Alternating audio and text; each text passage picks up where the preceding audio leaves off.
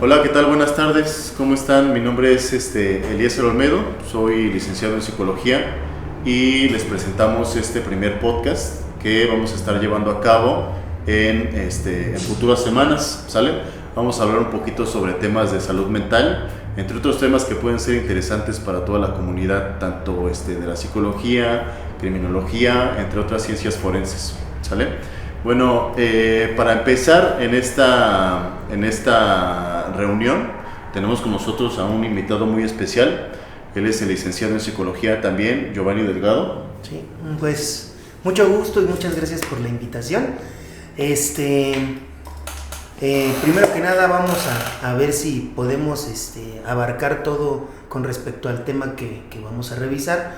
El tema que voy a dar es ansiedad, depresión y esquizofrenia antes y después del consumo. Antes y después del consumo. Ajá.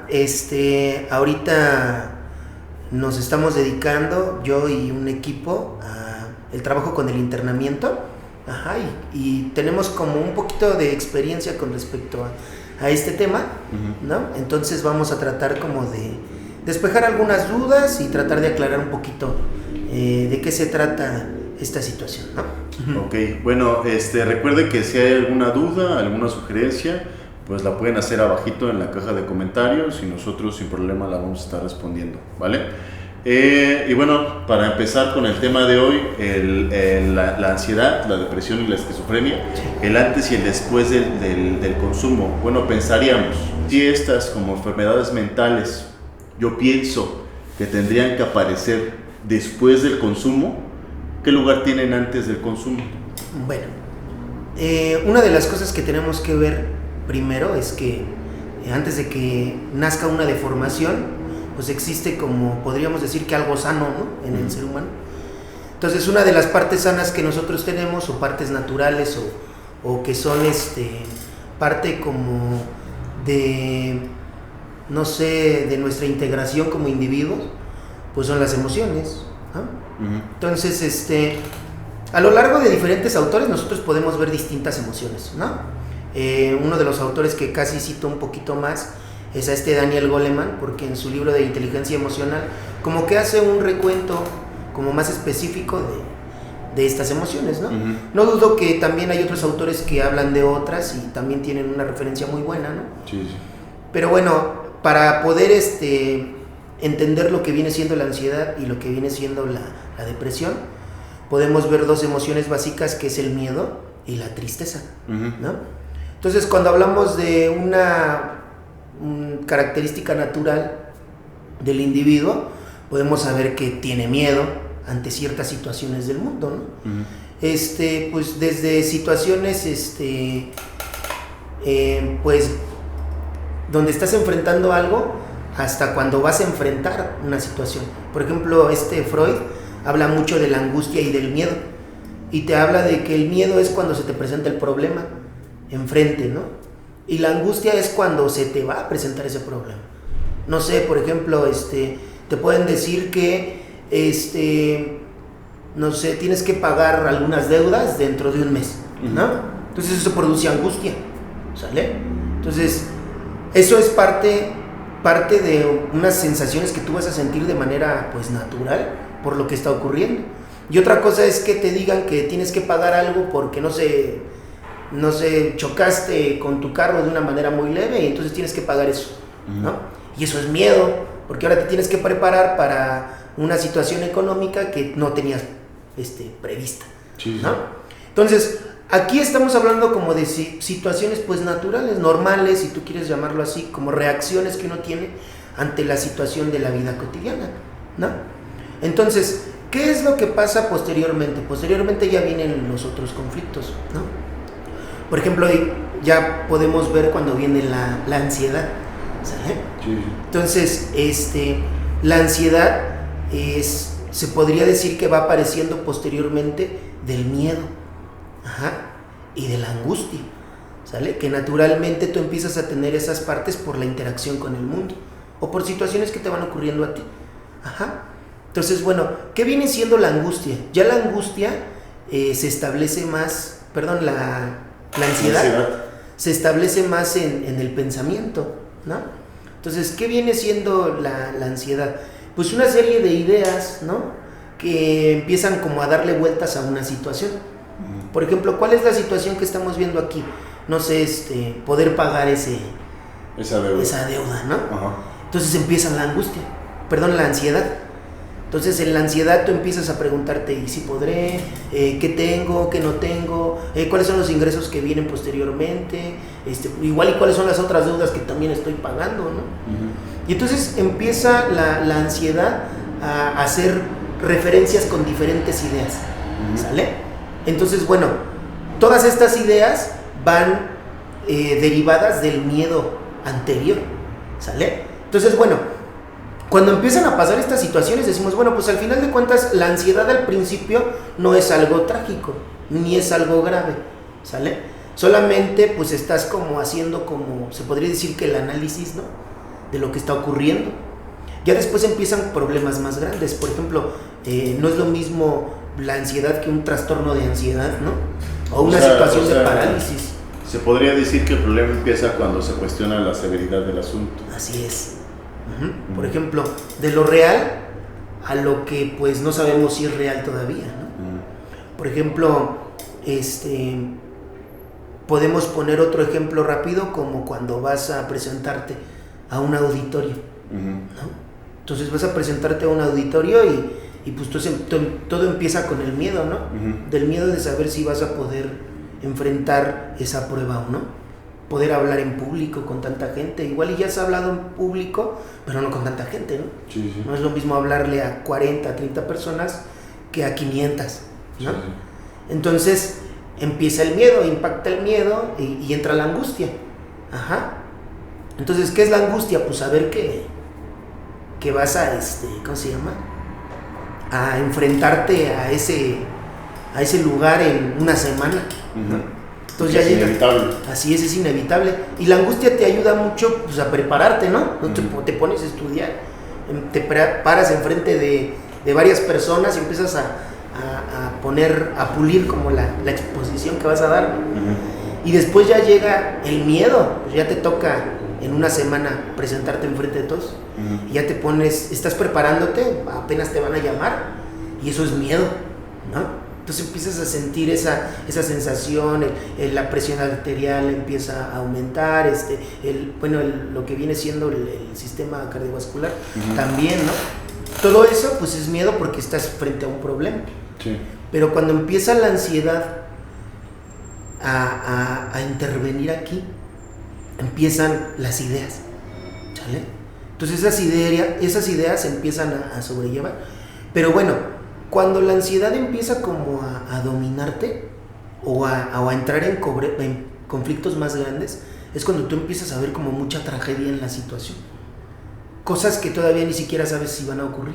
O igual ni van a ocurrir, pero tú te empiezas a llenar de eso. ¿Sale? Entonces, ¿qué viene pasando aquí? Pues igual yo no la voy a armar. ¿Qué tal si no se puede, no? ¿Qué tal si salgo y se me olvida todo, no? Y empieza la idea de tragedia ante el problema que vas a enfrentar. Y entonces eso se empieza a apoderar de ti. Y bueno, cuando eso empieza a ocurrir, ya cuando hablamos como de tragedia o de situaciones que no vas a poder lograr, es cuando la ansiedad empieza a dominar esta parte, ¿sale? Y entonces hay que tener en mente algo, ¿no? Si nos vamos como a situaciones como más a lo que está ocurriendo en tu cerebro, ¿no? Más neuronal, si queremos verlo de esta manera, vemos que la hipófisis y el hipotálamo son los que tienen una línea como de relación, donde tienen como cierta interacción entre ellos para poder tener después relación con el sistema nervioso periférico, ¿no? Sí. Entonces ellos se podría decir que empiezan a tener esta interacción y después mandan la información, ¿no? Entonces, ¿qué información mandan? Pues hormonas y neuronas, ¿no? Los neurotransmisores. Ajá, los neurotransmisores y las hormonas, que son las que van a empezar a mandar. Entonces, como tú estás teniendo esta serie de ideas, como catastróficas, si tú quieres llamarlas así, pues la reacción que empiezas a tener, pues ya viene siendo como la noradrenalina, ¿no? Pues la dopamina, todas estas neurotransmisores que hacen que se activa por ejemplo, tu sistema cardiovascular, ¿sale? Empieza la taquicardia. Ajá, exacto. Entonces, eso es algo que tú no regulas de manera, bueno, que tú puedes regular, pero por el simple hecho de empezar a sentir esa ansiedad, los mensajes que van a mandar a tu cuerpo ya empiezan a activarse. Ajá. Entonces tú no puedes evitar eso de primer momento, pero sí puedes regularlo. Y además no puedes evitar sentirte así. Así es. Como ansioso. Así es. Pero sí lo puedes regular, ¿sale? Por ejemplo, hay ejercicios de respiración, ¿no? Hay unos ejercicios donde tú respiras primero 10 segundos, después 5 segundos, sostienes la respiración. ¿Por qué? Porque eso hace que empieces a medir o a tranquilizar, pues, la aceleración de tu torrente sanguíneo, por ejemplo, ¿no? Me decía una persona, yo una vez fui a una práctica de la ansiedad, y una de las cosas que nos ponían a hacer era meter nuestra cabeza en agua fría, ¿no? Y ya salían y eso, ¿qué hacía? Que te distrajeras, ¿no? Una de las cosas que yo le decía, bueno, pues sí es parte de, pero pues si tú vas a un lugar donde estás sintiendo eso, no tienes agua fría para hacer ese tipo de actividades, ¿no? Sí. Una de las cosas a las que yo les digo que recurran mucho, pues es a la respiración, ¿sale? Pues hagan unos trabajos de respiración y hagan todo esto. ¿Para qué? Para que después vayan a enfrentar eso, ¿no? Un maestro me decía, para yo enfrentar un público muy grande, decía, yo empezaba comentando, me siento muy nervioso, ¿no? O sea, hacían ese tipo de pláticas como para poder seguir teniendo la ansiedad, pero sobrellevarla, hasta que ya puedas como trabajar con eso, ¿no? Bueno, ahora, nosotros nos podemos dar cuenta en este ejemplo que esta persona está enfrentando la ansiedad, ¿sale? La está enfrentando. ¿Por qué? Porque está sintiendo eso y está haciendo ejercicios para poder regularla, a llegar al grado de poder, pues ya que la ansiedad o esta parte se va y tú puedes fluir con tu tema, ¿sale? Entonces dices, bueno, pues ya no hay problema, ¿no? ¿Por qué? Porque pues ya trascendiste ese conflicto. Sentiste primero la angustia y el miedo, después ya entraste como en el lugar enfrente de toda esa gente, y ya después llegó la ansiedad y la enfrentaste con diferentes técnicas. Igual y en ese caso, pues llegaste y dijiste, me siento nervioso, ¿no? Empezaste a hacer ejercicios de respiración antes de entrar allá, ¿no? Y poco a poco, algo que te ayuda mucho, no sé, pones a participar una persona, ¿no? Preguntándole del tema, ¿no? No sé, igual y el tema es la ansiedad, ¿no? Entonces le preguntas, ¿tú qué crees que es la ansiedad? No, pues qué tal y tal y tal. Y empiezas como a utilizar al público, y esas son como técnicas que tú utilizas para reducir los niveles de ansiedad. Exacto, para reducir tus niveles de ansiedad y poder entrar en eso. Y decimos, no, esta persona pudo, enfrentó la ansiedad, la reguló y pudo trabajar con ella, ¿sale? Entonces dices, bueno, este es un ejemplo de una persona que enfrentó la ansiedad, ¿sale? Ahora, ¿qué es la depresión? Pues la depresión estamos hablando de que parte de la tristeza, ¿no? Sí. Pues la tristeza es una persona que, pues, no sé, pasó por una situación fuerte. Puede ser tanto exterior como interior, ¿no? Por ejemplo, exterior, pues que haya fallecido alguien cercano a ti, ¿no? Pues eso hace que entres, pues, en tristeza, ¿sale? Generalmente la tristeza tiene algo interesante que hace que te aísles, ¿no? Porque la tristeza te ayuda como a reflexionar o a pensar, ¿sale? Entonces, por eso muchas veces cuando uno siente tristeza, pues lo que busca es eso, aislarse. Como alejarte, estar un poco contigo. Así es, porque te incita mucho esa emoción a reflexionar, ¿no? Yo les digo mucho cuando pasan estas situaciones, luego se acercan solamente una persona que les pueda como dar no sé, como un consejo o algo así, ¿no? Y pues ya te pueden explicar algo. Digo, cuando están en este momento, si tú le explicas algo muy real o algo impactante derivado a la realidad, le vas a permitir reflexionar porque está en el mejor momento para reflexionar, ¿sale? Entonces dices, bueno, ¿cuándo se empieza a deformar y cuándo empieza a entrar la depresión? Cuando ya no tienes como un trabajo con la realidad, enfrentando lo que te está poniendo triste, ¿sale? Por ejemplo, empieza como la negatividad sobre ti, sobre otras cosas. Sobre ti o sobre la situación, ¿no? Por ejemplo, tú te aíslas porque falleció alguien muy cercano a ti, no sé, tu papá o tu mamá, ¿no? Y dices, pues eso es algo fuerte. Entonces, cuando tú estás triste y te aíslas, pues tú empiezas como a pensar pues en la nostalgia y en todo esto. Sí. Pero si tú te hundes en eso, si tú te das cuenta, son puros pensamientos como tristes y negativos, ¿no? Tú te aíslas en eso y empiezas a crear catástrofes. Como pensar, por mi culpa fue que se murió. Exacto, ¿no? ¿no? Por mi culpa, o pude haber hecho algo, ¿no? Y no hice nada, ¿no? Y entonces ya no estás reflexionando, ¿sale? Ya te estás martirizando, ¿sale? Entonces ahí empiezan como estos conflictos como depresivos, ¿no? Bueno, en ese caso que es algo grande, ¿no? Por ejemplo, puede ser otra situación como la persona que entró en este podium y todo ese rollo y él pensó que con esa conferencia iba a tener, no sé en mi caso, ¿no? Un chingo de pacientes, ¿no? Ajá. Pues no tuve.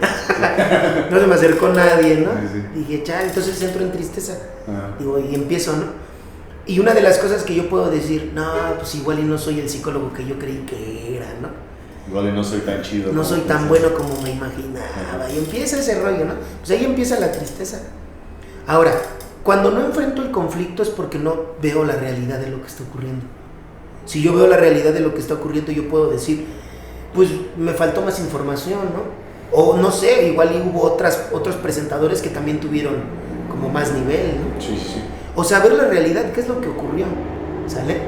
¿Para qué? Porque la tristeza te ayuda a reflexionar, no a hundirte, ¿sale?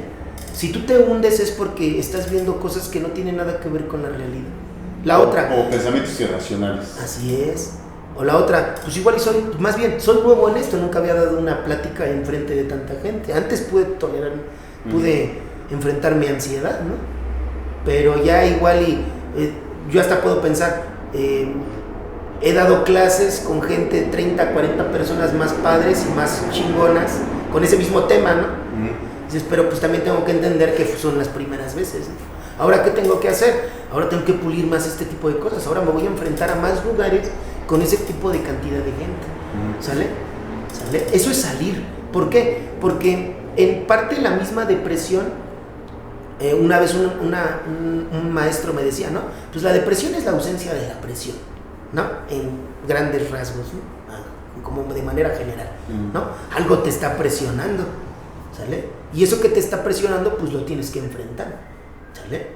Si no lo enfrentas, pues vas a seguir en esa depresión hasta llegar a situaciones de depresión más grandes, porque nosotros sabemos que una cosa es la depresión y otra cosa es la depresión mayor, Sí. por ejemplo, ¿no? Que ya si nos vamos al DSM-5 podemos ver como cosas más fuertes de ese mismo trastorno, ¿no? Entonces, si nosotros vemos esta situación y en este mismo personaje, podemos decir que empieza como a ver pues la realidad de su tristeza, ¿no? O sea, se empezó a deprimir. ¿Qué lo está deprimiendo? Pues una presión que pues, no quiere enfrentar o que no nota, puede ser que ni la note, ¿no? Entonces ya la empieza a llevar y entonces empieza a dar cuenta de la realidad y de lo que no es real, ¿no? Ahora, igual y que no es tan trágico lo que está pensando. Sí, que no es trágico o que era de esperarse, ¿no? Que era de esperarse esa situación y pues que ahora tiene que enfrentar eso que era de esperarse, ¿no? Por ejemplo, no sé, pues igual y yo soy nuevo y pues todos los que presentaron ahí, pues son gente que ya domina ese tipo de públicos, ¿no? Sí. O que tiene una experiencia laboral más grande que yo, ¿sale? Y que igual y ellos ya no entraron en una situación de ansiedad como yo, ellos iban más preparados, ¿no? Entonces tú empiezas a ver eso y tienes que enfrentar tu depresión. O sea, reflexionar, porque al final de cuentas la tristeza te ayuda a reflexionar, ¿sale? Y la depresión te dice que pues, tienes una ausencia de presión que tienes que enfrentar. Sí. Tú empiezas a hacer eso, ya sales del conflicto, ¿no?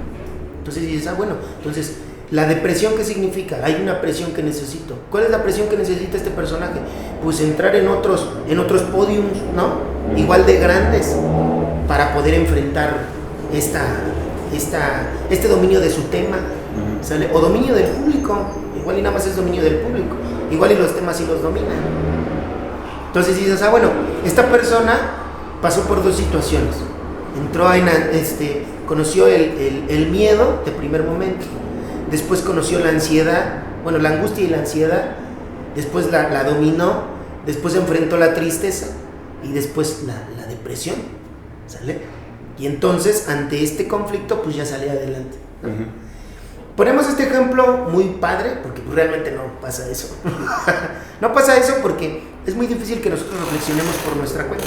Y además salir de la depresión es algo muy complicado también, ¿no? Sí, por ti solo sí. Por ejemplo, yo te puedo decir, pusimos este ejemplo así de este muchacho dándose cuenta de todo, cuando nosotros sabemos como psicólogos que pues tú solo no te puedes dar cuenta de todo. Sí, claro. Eso se ve en las películas, ¿no? Pero nada más. La realidad es que pues sí tienes que ir de la mano de alguien, ¿no? Sí. Porque nosotros nos podemos dar cuenta que ante la ansiedad perdemos y que ante la depresión perdemos también. Nosotros es más fácil tirarnos a un compensador o al drama, ¿no? O a ese tipo de cosas o al aislamiento que enfrentar la ansiedad o que enfrentar la depresión. Sí. ¿Sale? De hecho, cuando nosotros salimos de la ansiedad o salimos de la depresión es porque alguien nos alienta a eso. Porque ese alguien que está afuera sí nota ese conflicto y pues nos apoya en esa situación. ¿Sale? Entonces, bueno, es muy importante atacar con el tema de la ansiedad y de la depresión, porque por ejemplo una de las bases importantes de la esquizofrenia es esa, son esas dos, ¿no? Creencias irracionales. Sí, son esas dos cosas que te llevan como ya a situaciones más fuertes como la esquizofrenia. Sí. Bueno, y ahora, si nosotros hablamos de una persona que no sabe enfrentar la ansiedad ni la depresión, pues esas personas buscan pues un compensador. Uno de los compensadores que ahorita están muy de moda pues son las drogas, ¿sale?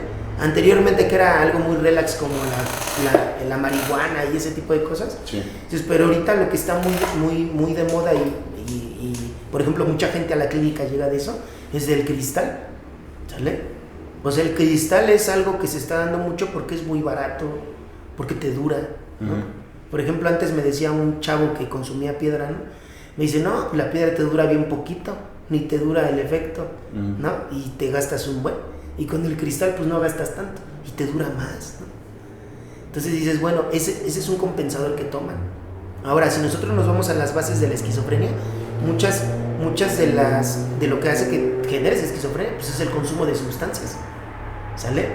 De hecho es lo que más orienta a las personas. Así es, de hecho eso es lo que hace que generes esa situación. Por ejemplo, nosotros en la clínica cuando tenemos una persona que viene por cristal, o que viene por una sustancia, la que sea, realmente no es necesariamente cristal, ¿no? En el cristal se nota mucho, Sí. o en la piedra, pero algo que nos damos cuenta es de sus alucinaciones, ¿sale? Entonces, sus alucinaciones ya son muy fuertes, ¿no? Entonces ya empieza a escuchar voces, ya empieza a oler como situaciones que no están ocurriendo, ¿no? Por ejemplo, había un chavo que decía, yo quiero que me den de lo que están preparando, porque están preparando comida, quién sabe qué, noruega, dijo algo así, huele a comida noruega y que leche. Pero nos dábamos cuenta que eso era parte del consumo, de que estaba bajando su consumo, pero estaba... O sea que la aparición de la esquizofrenia incluso puede aparecer en la abstinencia. Sí. Por ejemplo, nosotros nos hemos dado cuenta en esto de la sustancia, cuando llegan, pues ya no tienen la sustancia, pero siguen pasando como secuelas de alucinaciones. Ajá, que escuchan cosas, ¿no? O que huelen, o que ven situaciones que no están ocurriendo cuando el consumo también ya no lo están haciendo. Sí. Son secuelas. Y dices, no inventes, todo eso está pasando por ese consumo. Pues esta persona puede detonar esquizofrenia. Hay unos que la terminan detonando. Hemos tenido también casos de muchachos que llegaron a un momento donde se aventaron que cuadros de LSD, que hongos alucinógenos, que esto, que el otro, y ya no bajaron de O su sea, viaje. se aventaron una bomba de químicos y eso hizo... Y esa bomba de químicos, así es, y esa bomba de químicos no es necesariamente algo trágico o algo muy grande, ¿eh? Porque por ejemplo una vez una familiar de un muchacho llegó y nos dijo, pero es que él solamente consumió esto fuerte una vez. Le digo, sí, pero pues él nunca había consumido. Entonces ahorita con eso que consumió ya fue más que suficiente. Fue más que suficiente. Ahora, por ejemplo, nosotros tenemos otro caso. Tuvimos un muchacho pues que había entrado en una fiesta y consumió y todo ese rollo, y pues sí quedó en el avión un ratito, ¿no? Y llegó con nosotros Él llegó con nosotros, pero tenía otros amigos que también no tenía mucho que consumían, que ellos no se vinieron a internar, ellos se fueron a un psiquiátrico, ¿sale? Entonces cuando llegó con nosotros, y habían hecho una intervención en un psiquiátrico, entonces le empezaron a dar medicamento de esquizofrénico. ¿Cuál es el medicamento de esquizofrénico? Pues la olanzapina, el valproato, porque esos son antipsicóticos, ¿sale? Entonces le dijimos al familiar, ¿cuánto tiempo lleva consumiendo esto? Dice, no, pues estos 3 días. Le digo, ok, qué bueno que me lo dice. Y nosotros se lo quitamos y empezamos a ver mejor su síndrome de abstinencia. Que en el síndrome de abstinencia, ¿qué podemos ver? Pues ansiedad y depresión. Eso podemos ver, no podemos ver otra cosa. Sí, entonces, realmente es lo que parece más... como la base de un trastorno, ¿sale? Entonces decimos, bueno, nosotros con nuestra actividad psicológica podemos bajarles ese rollo, ¿sale? Con, no sé, por ejemplo, para la limpieza y la desintoxicación, los temazcales, ¿no? La terapia de hielo, ¿no? Otro tipo de terapias, masoterapia, acupuntura, auriculoterapia, etcétera, etcétera, ¿no? Terapias alternativas. Terapias alternativas que utilizamos para bajar el consumo, ¿no? Toda la sustancia que trae.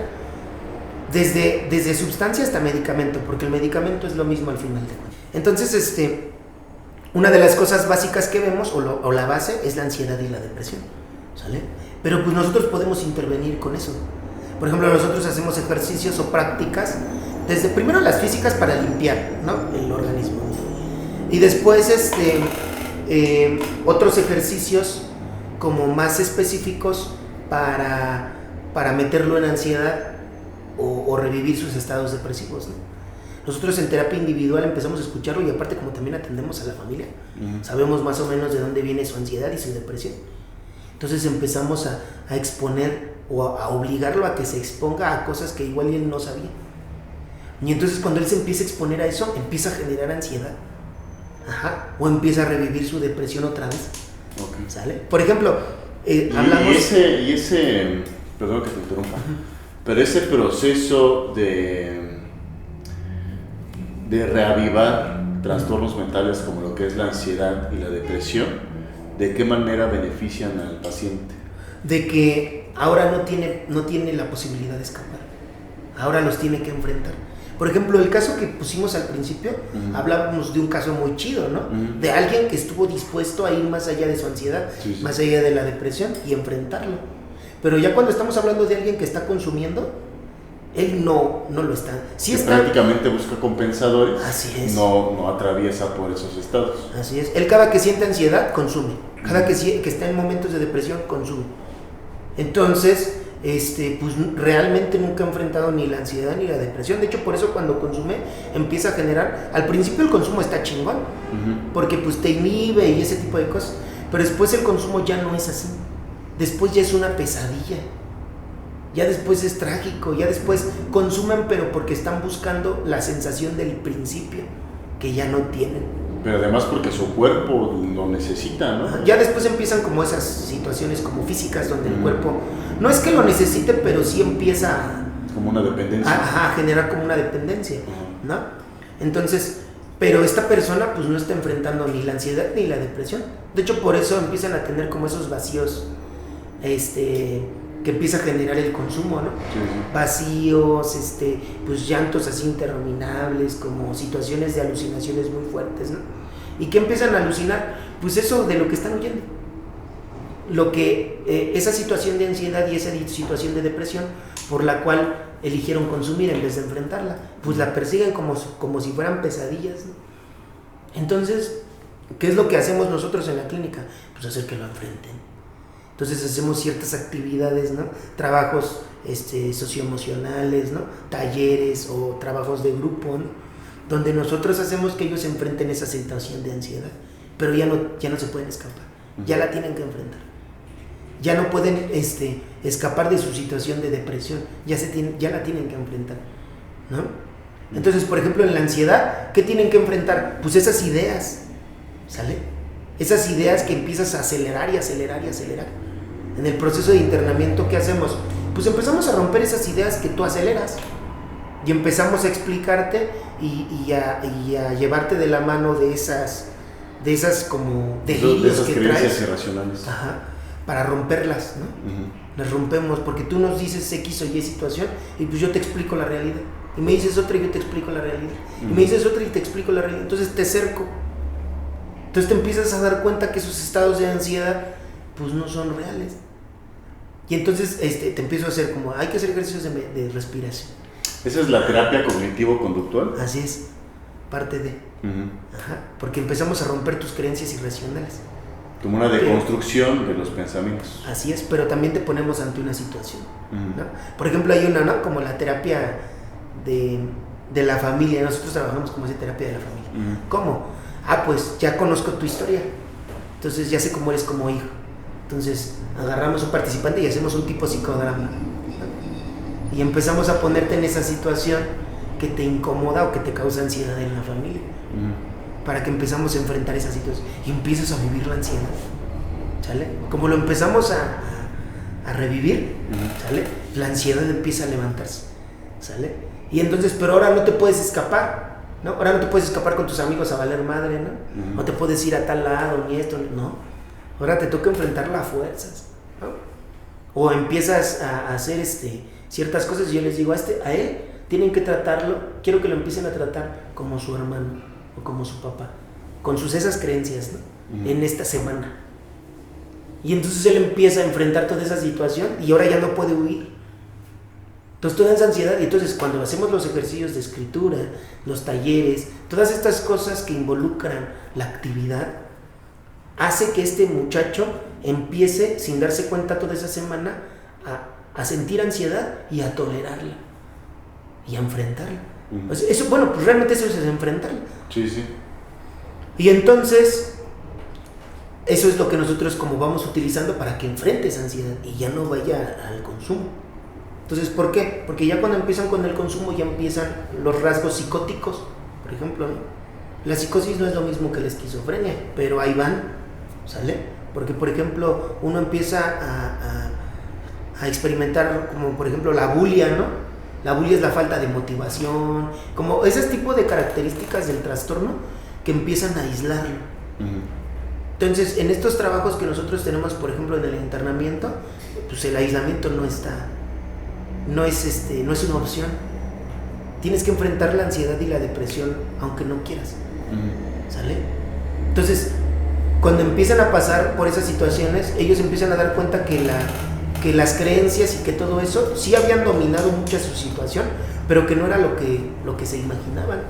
Entonces, este proceso de utilizar estos trastornos mentales en contra del paciente tiende a ser benéfico principalmente porque están empujándolo a hacer cosas nuevas, ¿no? Así es. O por ejemplo los depresivos, ¿no? O por decir, si yo estoy en un proceso de internamiento y después de enfrentar tantos días la depresión y la ansiedad, llega un momento en el que no me quiero levantar, de todos modos me tengo que levantar a enfrentarlo. Así es, porque pues no tienes opción. ¿Qué es lo que me decían? Por ejemplo, una vez una familiar me dijo, ¿no? Oiga, ¿y puede ser que no se interne, que nada más vaya a terapia? Le digo, no, pues no. Le digo, no, porque si viene a terapia, algo que creo que la gente no entiende que es venir a terapia. Pues es que venir a terapia, yo le voy a revivir todas esas situaciones para explicarle la realidad. Entonces, hay mucha gente que piensa que venir a terapia es como vienes triste y te vas contento, ¿no? Y no es así. O sea, vienes con un desmadre de cosas en la mente, ¿no? Vienes triste y te vas como paleta payaso. Ándale. Así te tienes que ir, porque se supone que tienes que irte entendiendo la realidad. Y entender la realidad, o tratar de entenderla, pues no es bonito. Entonces te vas, se podría decir que si llegas como confundido, yo creo que es más esa situación. Llegas a terapia confundido y sin saber qué hacer. Y cuando sales de terapia, ya no sales confundido, ya sales con las cosas organizadas. Pero cuando las cosas se organizan te das cuenta del problema que tienes que enfrentar y del problema que eres tú. Entonces, saber el problema que eres tú y saber el problema que tienes que enfrentar, ese es como organizar tus ideas irracionales. Y eso de alguna manera podría, fíjate, hace rato que mencionabas del paciente drogodependiente, que va a consulta, o que bueno, que la finalidad, el objetivo de la mamá es que vaya a consulta. Si ese paciente drogodependiente, ¿no? Fuera a consulta, se le organizan los pensamientos y ya tiene todo claro y visualiza la problemática de su vida, pero también la problemática que es él, entonces saliendo puede ser un riesgo mayor para ella. De hecho es un riesgo muy fuerte, porque por ejemplo, cuando tú dices, ya sé cuál es el problema de afuera y sé cuál es mi problema, pues eso ¿qué va a hacer? Pues que entres en ansiedad. ¿Y sabes qué va a hacer él? Saliendo se va a ir a drogar. Entonces yo le decía a la familia, ¿no? Les digo, si ustedes me lo traen a terapia, yo voy a hacer que se drogue más. Sí. ¿No? Sí. O sea, pues lo que tenemos que hacer es parar ese consumo. Por ejemplo, hay muchos chavos que están con nosotros que dicen, su familia les dice, pero ¿por qué estás allá? Si dices que ni te gusta y que está bien gacho y que te presionan y que te hacen y que esto y que el otro, ¿por qué sigues allá? ¿No? Hasta los mismos chavos dicen, no sé. ¿No? Les digo, es que es como usted en su trabajo, señora. Dicen, ¿cómo? Digo, pues sí, su trabajo le genera ansiedad, ¿no? Y hasta depresión, pero le enfrenta. Y gracias a estar ahí, a enfrentar esa ansiedad y esa depresión que le vienen de vez en cuando, pues usted crece como mujer en el área académica, perdón, en el área laboral, ¿no? Dices, si yo te pregunto, ¿por qué estás en el trabajo? Sí, pues porque me funciona, hace que yo sea económicamente, tenga esta posibilidad, ¿no? Económica, también hace que yo como mujer pueda enfrentar ciertos conflictos, ¿no? Tener el carácter que ahorita manejo para enfrentar ciertas situaciones, ¿no? Dices, pues sí, el trabajo no es cómodo ni alegre, porque el trabajo te produce ansiedad y el trabajo te produce depresión, pero el mismo trabajo te hace que lo enfrentes. Está chingón, porque tienes un carácter pues, diferente, ¿no? Sí. Y pues te funciona, ¿no? ¿Por qué crees que él está aquí? Pues porque le funciona, porque gracias a que está aquí no se droga. Entiende muchas otras cosas. Y puede darle como una situación de vida distinta a lo que vive. Por eso está aquí, ¿no? De hecho, yo les digo mucho eso a ellos, ¿no? Pues por eso estás aquí. Dice, sí, es cierto. Yo luego me pregunto, ¿por qué si puedo estar en mi casa sin hacer nada o tranquilo o esto o lo otro? ¿Qué hago aquí? ¿No? Pues que aquí sí enfrentas la ansiedad y la depresión y en tu casa no. De hecho, en tu casa no tienes ni la más mínima posibilidad de enfrentar la ansiedad ni la depresión. Si tú te das cuenta, tu familia hace que no enfrentes nada de eso. Te esconde de eso. Entonces, ellos solitos te incitan a consumir. ¿Sale? ¿Por qué? Porque el incitarte a consumir no es decirte, toma, pruébalo. Y eso es muy contraproducente en las familias, ¿no?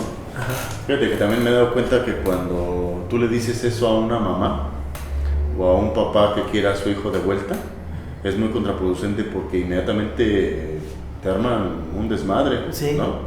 Y no quieren escuchar que tú estás diciendo que ellos están incitando a su hijo al consumo. Sí. De hecho, hasta se enojan, ¿no? ¿Usted está diciendo que no lo quiero? Le digo, no. Yo no digo que no lo quiere, yo digo que no está preparado. ¿No? Porque usted no puede funcionar como él le conviene que funcionen con él. ¿Sale? O sea, no puede hacer eso. ¿Sale? Y a la familia le duele saber eso, le pesa, ¿no? Entonces dices, bueno, pues una de las cosas que yo luego digo mucho, pues si la familia le puede atorar contigo, qué padre. Es muy rara la familia que hace eso. Pero pues mientras te lo dejen, el mayor tiempo que lo tengas, pues tú explícale y tráelo y explícale que pues esas angustias, esas incertidumbres, esa ansiedad, ¿no? Esa depresión, esos miedos, todas esas cosas que al final de cuentas la realidad te va a detonar en algún momento. Si tú las resuelves, te conviene, ¿no? Me decía mucho un chavo que iba a su casa, que cuando terminó su internamiento iba a su casa y regresaba a su casa y regresaba, iba a su casa y regresaba. Y cuando regresaba de su casa, pues sí, estaba así como, chale, bien. Llegaba con nosotros y andaba acá todo a dar con nosotros, ¿no? Y después sus papás me decían, ¿puedo hablar con usted? Y yo, sí, ¿qué pasó? No, es que cuando está en la casa es apático y esto y como mamoncito, ¿no? Y acá. Y dice, pero yo cuando veo que llega aquí, no, saluda a todos y los abraza y se la pasa acá. Bien, ¿no? Y digo, pues sí, porque es que en su casa él no hace nada. No es nada. qué triste que en su casa no sea nada, y aquí sí. Aquí sí tiene como cosas que hacer, ¿no? Dice, hasta es extraño, ¿no? Porque dices, aquí me siento como ansioso, y me siento como estos problemas, esta presión que está aquí, pero al final de cuentas sí me dicen qué hacer, y juntos hacemos ciertas cosas para enfrentarlo, y eso me da un carácter. Me dice este chavo, ¿por qué estoy aquí? Le digo, pues porque eso es vivir. Se siente uno más vivo, ¿no? Pues sí, vivir es enfrentar presión, vivir es entrar en ansiedad y dominarla, eso es vivir. Y gracias a eso desarrollas habilidades, ¿no? Desarrollas, no sé, virtudes, ¿no? Cosillas así. Y eso te va dando un cierto carácter. Y ante la sociedad o ante la gente te vas viendo de otra manera. Entonces, creo que es más llamativo verte como una persona que enfrenta ciertas cosas con un cierto carácter que verte como el niño de la casa. De una manera negativa. Ajá. O sea, es como en el núcleo familiar me veo de una manera negativa y como que denota toda mi podredumbre, pero en el lugar donde se me dan ciertas habilidades, me siento más vivo, más pleno conmigo mismo y tengo una perspectiva más positiva. Así es. Y fíjate, hasta es extraño, ¿no? Dicen, entonces la gente busca la ansiedad y busca la presión. Pues sí. Porque cuando tú no enfrentas la ansiedad, llegan los trastornos de la ansiedad. Y cuando tú no enfrentas la presión, llega la depresión. Entonces, yo te podría decir que el ser humano lo busca. Porque gracias a eso se construye. Y cuando se esconde de ello, entra en unos estados depresivos y ansiosos muy fuertes. Y al final de cuentas, dentro de él se empieza a generar un vacío. Y ese vacío lo incita a enfrentar eso de lo que se esconde. Porque muchos dicen, no, sí, que se intentan, bueno, por ejemplo, ya el último caso, ¿no? Que el suicidio, ¿no? Que en la clínica es muy común el tema del suicidio. De hecho, por eso en la clínica es tratamiento de la depresión, el suicidio y las adicciones, porque al final es lo mismo. O sea, una persona que consume, viene por temas de depresión y de ansiedad. Sale una persona que tiene problemas de suicidio, es una persona que el consumo ya no le está funcionando o que igual y no consume, pero que va a utilizarlo de opción. Pero que la ansiedad y la depresión la han orientado. Lo incitan hasta allá, ¿sale? Entonces dices, bueno, esa situación hace que llegues a esas conclusiones. O sea, uno llega a esas conclusiones. Me decía un chavo, ¿no? Cuando dejó de consumir y todo esto, dice, pues ya no consumo y todo eso, pero como no puede enfrentar, pero como tampoco enfrenta la ansiedad ni la depresión que tiene, ahora ya no piensa en el consumo porque tiene mucha culpa, le metieron mucha culpa en el lugar donde estuvo internado, le metieron mucha culpa, por eso ya no consume. Le digo, pues ten cuidado, porque si no consumes vas a intentar suicidarte. Y me dice, lo he pensado. Dice, lo he pensado. Digo, pues sí, porque si tú no haces nada con la ansiedad y con la depresión, vas a buscar dos cosas: el consumo o buscar un compensador o suicidarte. Esos actos. Me digo, por eso que le quites el consumo a alguien no implica nada, ¿eh? O sea, sí tiene que entender lo que lo lleva a eso, ¿sale? Porque fíjate, hablamos como también de la esquizofrenia con el tema de la sustancia, pero no es necesario consumir para llegar a la esquizofrenia también, ¿eh? O sea, hay muchos casos que detonan psicosis y empiezan a subir los niveles de la esquizofrenia, esquizotipia, esquizoparanoide, esquizoide y esquizofrénico. Pero porque van por niveles sin necesidad de consumir, sino por la misma ansiedad y la misma depresión que tienen, empiezan a generar delirios. Yo les decía, ¿qué es un delirio? Pues una idea que le da muchas vueltas a algo, ¿no? Por ejemplo, no sé, yo decir, no sé, me siento rechazado, ¿no? Un ejemplo. Entonces yo veo que pasa gente y saluda te saluda a ti y saluda al presentador, ¿no? Digo, al que está también en cámara y todo, y no me saluda a mí. Y digo, chale, me rechaza.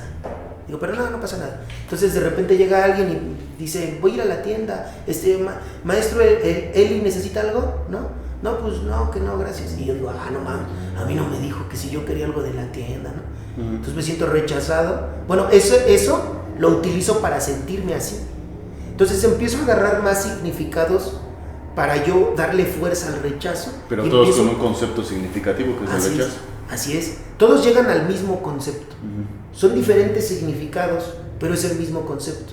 Se empiezan a unir al concepto y se empieza a crear el delirio. Ajá. Ahora, si nos vamos al tema de las personas que dicen, pues ya no tengo nada que hacer en este mundo, ¿no? Se empieza a hacer un delirio. Y después ya llega después del delirio ya llega la alucinación. La alucinación ya es cuando tus sentidos se involucran en el delirio.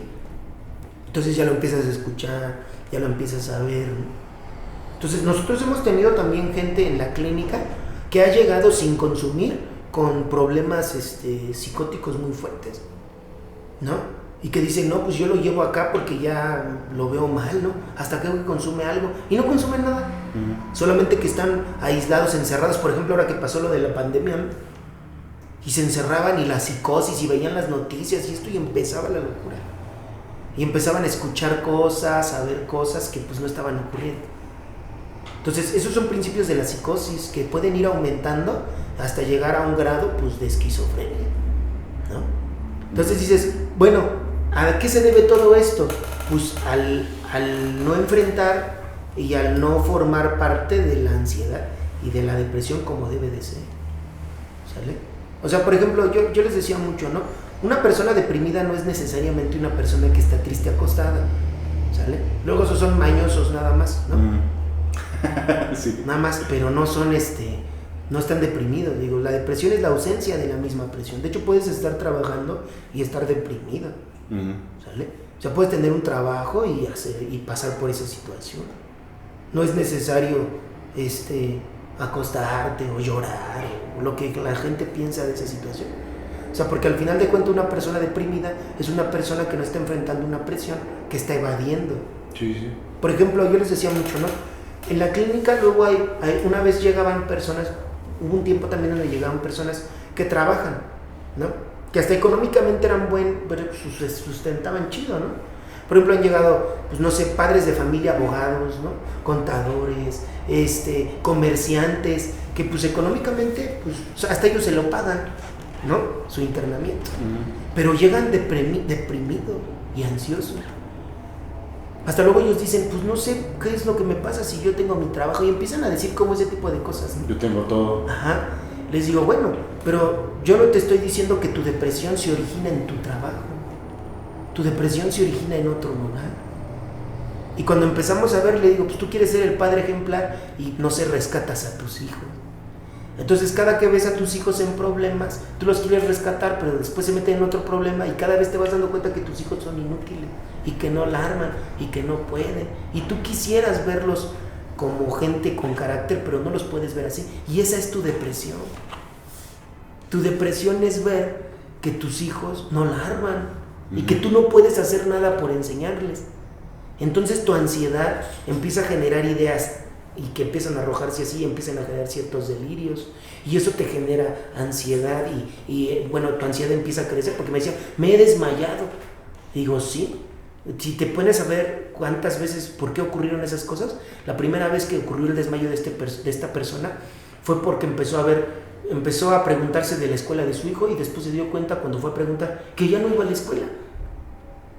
Y que él le decía a todos sus amigos y esto y lo que le decía a su hijo, que era un buen estudiante y eso.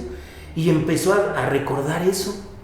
Y se empezó a haber dado cuenta que su hijo le veía la cara. Y después él decía esto y después se ponía a pensar, chale, pero pues es mi hijo y yo quería que él fuera esto y esto. Y yo ya me había hecho la ilusión de que lo iba a meter hasta mi mismo trabajo y hasta lo andaba recomendando.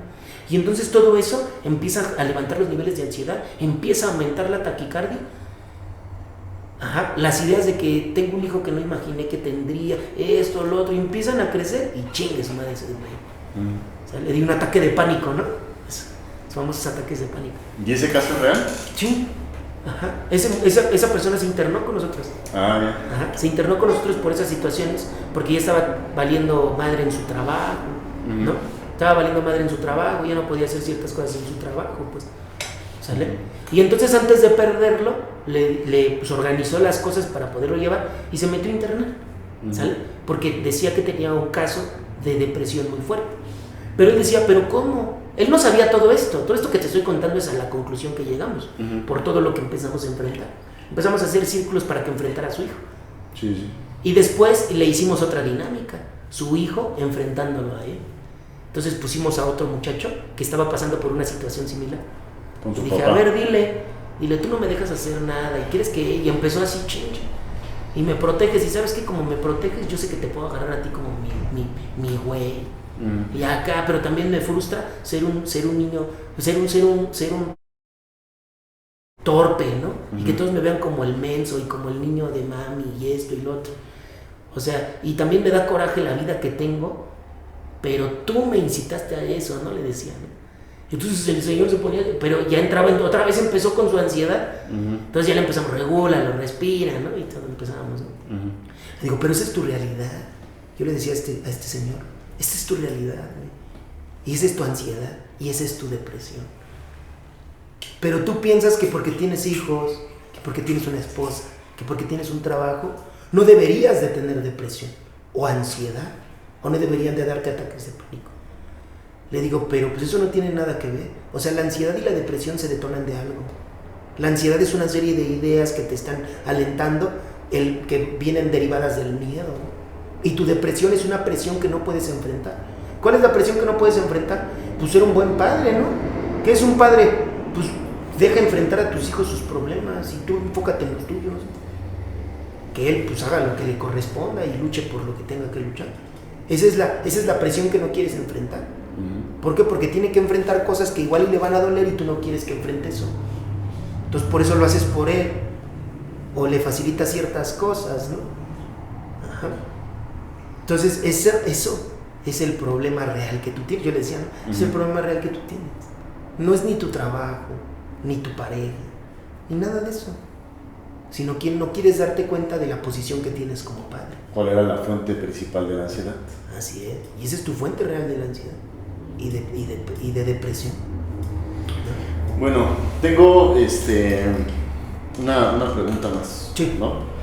Ya hablamos un poquito sobre lo que es la ansiedad, sobre lo que es la depresión y cuál es el proceso de estas, ¿no? Y ahora con la esquizofrenia, ¿no? Hablamos un poquito de cómo puede ser reversible estos trastornos y pueden tener un tratamiento, ¿no? Pero la esquizofrenia, aparte de los medicamentos, ¿puede llegar a tener otro tratamiento? Pues, por todo lo que se ha investigado, no. ¿Se puede hacer un esquizofrénico funcional? Sí, funcional. Pero quitarle la esquizofrenia, pues hasta ahorita no se ha podido. No se ha podido. Hay gente que genera características de esquizofrénico. Por ejemplo, te digo, nosotros hemos tenido personas que llegan, por ejemplo, con medicamento. Ahorita tenemos un muchacho con medicamento. Sí. ¿Sale? Ese muchacho, pues le estamos bajando el medicamento, ¿no? Porque cuando me entregan a este muchacho en este proceso, me dicen, toma medicamento. ¿Qué medicamento? No, pues olanzapina, fluoxetina y lorazepam, ¿no?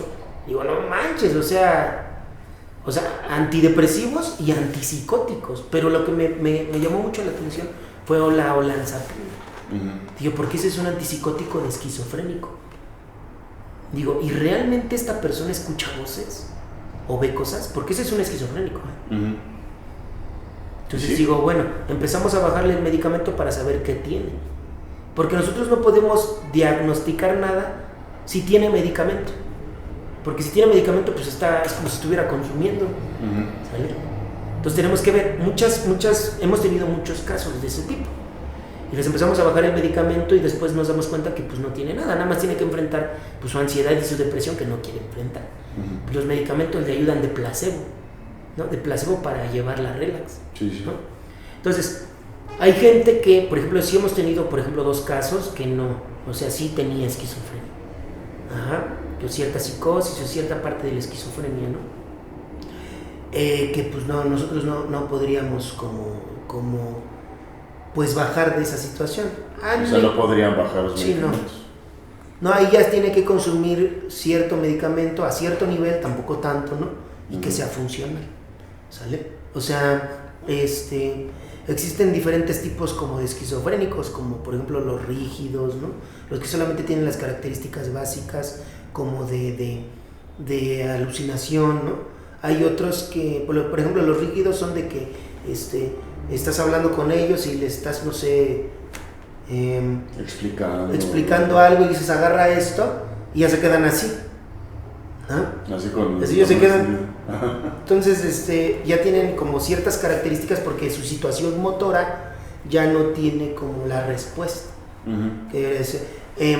Hay una película que se llama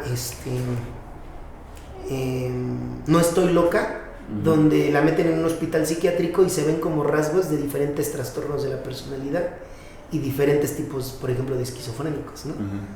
Pero bueno, ya cuando estamos hablando de la esquizofrenia establecida, ya no se puede bajar, pero se puede hacer funcional. O sea, se puede hacer funcional, pero pues hay veces donde, bueno, más bien sí tiene que consumir cierto medicamento, no a grados fuertes, para que siga siendo funcional, pues, ¿no?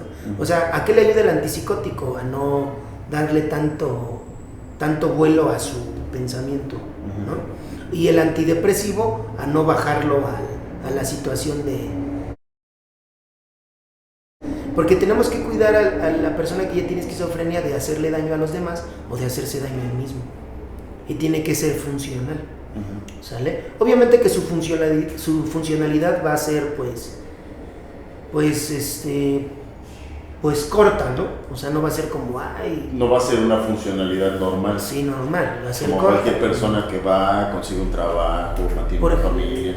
Pues, algunos. Hay otros que no, hay otros que solamente van a ser como, no sé, como niños, ¿no?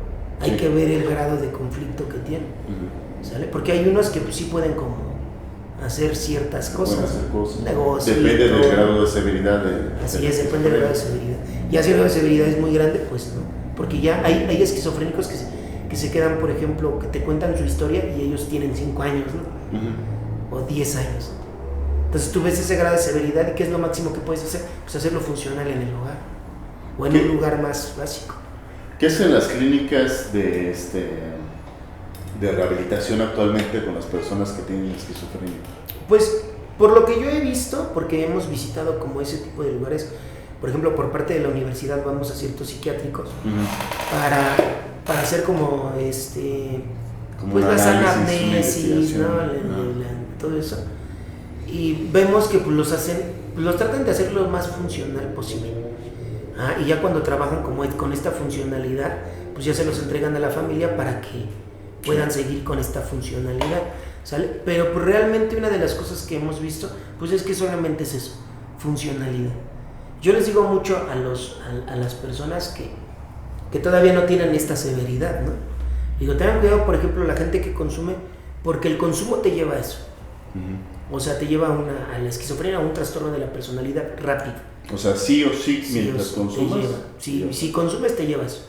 De hecho, o sea, la pura marihuana que piensan que no es como que la gran cosa y eso. Que es un relajante, que te alivia. Así es, no, te lleva a eso. Que consumas medicamentos psiquiátricos, te lleva a eso también. ¿Sale? Porque, o sea, los mismos medicamentos psiquiátricos propician la enfermedad mental. Eso.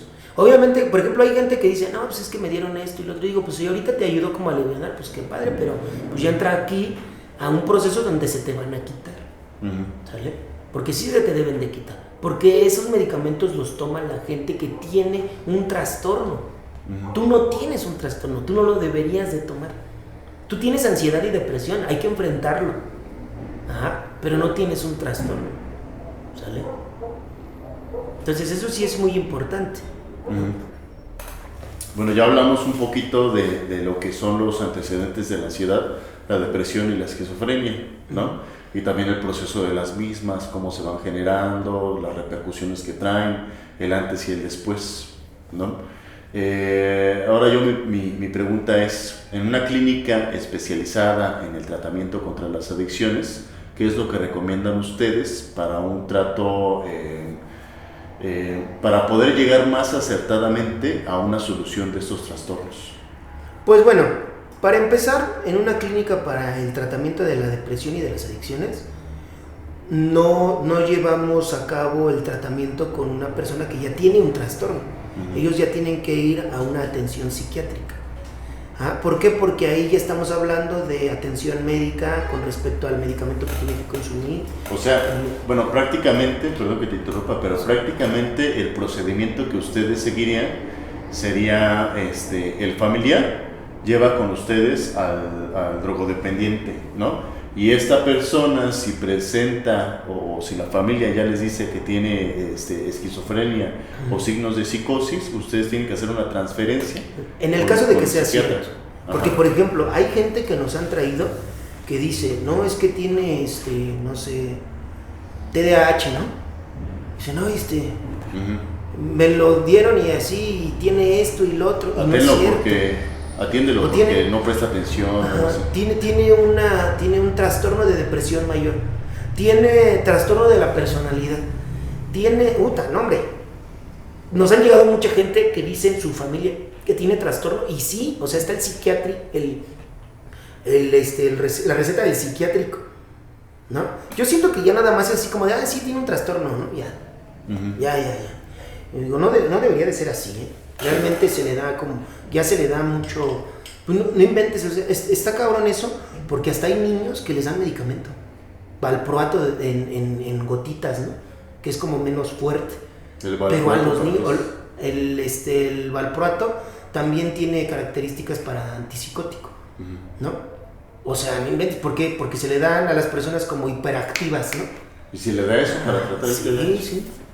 Les dan medicamento de ese tipo a niños o a jóvenes. Dices, ¿cómo crees?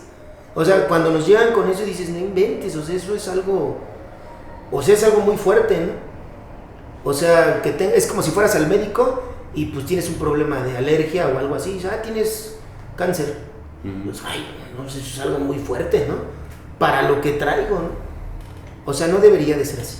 Pero bueno, primero, ¿qué deben de hacer? Por ejemplo, vienen a la clínica. Muchos, yo te podría decir que la mayoría tiene un diagnóstico de un trastorno. Casi todos tienen así. Casi todos vienen así. Son muy pocos los que nada más vienen como por consumo, ¿no? Así, porque la familia hace muchas cosas antes de traerlos a la clínica. Los lleva al psiquiátrico, los lleva a la religión, los lleva a todos lados, ¿no? Menos a un internamiento, porque dicen que eso es como horrible y es lo peor y hasta el final. Yo creo que esa es la medida que toman para encerrarlos, para que ellos no se hagan daño, ¿no? Porque ya se están haciendo mucho daño, entonces lo encierran, ¿no? Porque prefiero que esté en un lugar vigilado las 24 horas que llegar y verlo muerto, ¿no? O algo así. Entonces, de hecho, ni siquiera toman esta opción como para ayudarlos, sino para no sentir tanta la incertidumbre. Entonces, bueno, primero llegan y te dicen, no, pues que tiene tanto y tanto y tanto y tanto. Hay que ver si es cierto primero. Si sí es real, pues ya se canaliza. Y si no es real, pues primero le vamos bajando el medicamento hasta que llegue un momento donde pues ya no consuma nada y veamos realmente cómo está su situación de ansiedad y de depresión. Sí. Y después irle enfrentando esta situación. Obviamente que ese proceso dura más de medio año, dura 1 año mínimo, porque primero le tenemos que bajar el medicamento y ver qué pasa en el proceso de abstinencia del mismo medicamento. Ahora, hay muchachos que se drogaban y tomaban medicamento, ¿no? O sea, se iban y se drogaban y todo, y aparte como habían ido al psiquiátrico, su mamá le dice, tu medicamento de la noche. No, Max, pues ahí viene otro madrazo, ¿no? Sí. Entonces, primero, cuando llegan a la clínica, primero es el proceso de abstinencia de la droga, y después el medicamento se lo voy a ir bajando. Entonces, en lo que yo hago todo eso, y después ya corto el medicamento, viene el proceso de abstinencia del medicamento, y después de eso ya viene el trabajo psicológico. ¿Sale? Entonces, eso dura, ¿qué quieres? Medio año. Y después el trabajo psicológico, otro medio año. ¿Y hay tiempo para hacer ese trabajo? Sí. Siempre y cuando los papás estén de acuerdo. Sí. ¿No? Entonces, hay muchas veces que cuando ya los ven tranquilos, dicen, ay, no, ya. No, pues es que no se trata de que esté tranquilo, se trata de que sea funcional. Y cuando estamos hablando de una persona adulta que no depende de sus papás, ¿sí hay tiempo para ese tratamiento? Sí, sí hay tiempo. Siempre hay tiempo para el trabajo. Porque estamos hablando de 1 año o 2 años, ¿no? Para ese proceso. Ya después en el trabajo formal, ya más como limpio, pues. Es que me refiero a trabajo formal, no porque el otro sea informal, sino porque ya es limpio. Sí. O sea, es como decirte, bueno, yo no le puedo enseñar algo a alguien que está alcoholizado, ¿no? O sea, puedo estar con él y lo que me importa es físicamente que esté bien, que se aliviane, ¿no? Sí. Que ver, porque en los bajones también vienen cosas fuertes, ¿no? Por ejemplo, había muchos chavos que terminando su bajón del esto se detectó, no sé, una hernia, ¿no? O pues una temperatura muy fuerte ante ciertas situaciones. O sea, el cuerpo pues reacciona, entra en crisis, ¿no? Entonces, imagínate, sí te voy a dar también tratamiento psicológico en el aspecto de que pues terapia individual, ¿no? Mientras, terapia de grupo y todo eso, pero como ir más a detalle de tu vida, todavía no puedo. ¿Sí? Hasta es riesgoso. Sí. Una vez un muchacho que estaba bajando su congestión alcohólica, bueno, pues de alcohol y todo, estaba fumando, y mientras andaba fumando, que se cae y se empieza a convulsionar. Ya le dimos atención, ¿no? Ya llegamos, ya le bajamos toda esa situación, y ya, baja. Ya cuando ya bajan todas esas situaciones físicas, ya empieza el trabajo psicológico al 100%. Pon tú que el trabajo psicológico estaba a un 50%, ahora al 100%. ¿Por qué? Porque yo tengo que hacer que entres en crisis, yo tengo que hacer que entres en ansiedad, yo tengo que revivir tus momentos de depresión, porque yo tengo que hacer que lo enfrentes y que lo sobrelleves y lo domines, pues. Porque allá afuera va a haber muchas situaciones así. Ahorita estás en un lugar contenido, estás en un ambiente controlado. Al final de cuentas yo destapo y bajo todas esas situaciones para que lo aprendas a enfrentar, pero al final de cuentas yo nada más te estoy preparando para lo que viene afuera. Sí. ¿Sale? Pero por ejemplo en este caso, pues yo tengo que prepararte para que después ya estés listo a enfrentar ciertas cosas, ¿no? Me decía una vez una persona, dice, ¿y entonces por qué se queda con usted? ¿Qué no se quedan? ¿Qué no se encierran y es lo mismo? Le digo, no, porque aquí no se quedan como en calidad de interno. Ya están estudiando, ya están trabajando, ya están haciendo todo eso. Solamente que tienen un grupo 24 horas, ¿no? Es diferente. Ya se convierte en un proceso ambulatorio. Así es, ya es un proceso ambulatorio, pero pues como quieren estudiar esto, pues les conviene estar aquí. Porque aquí también hacen prácticas, trabajan en este aspecto y se van a estudiar, ¿no? Bueno, ahora sí ya, para terminar, ¿no? La última pregunta. Hace rato nos hablabas de un poco de las negligencias médicas, pero también de la ignorancia que hay en las personas. Sí. Para darle medicamentos a sus hijos o a cualquier otra persona. Aquí lo que yo te pregunto es qué recomendación tú darías a esta gente que desconoce sobre este tema de los medicamentos, de este mundo tan amplio de la psicosis.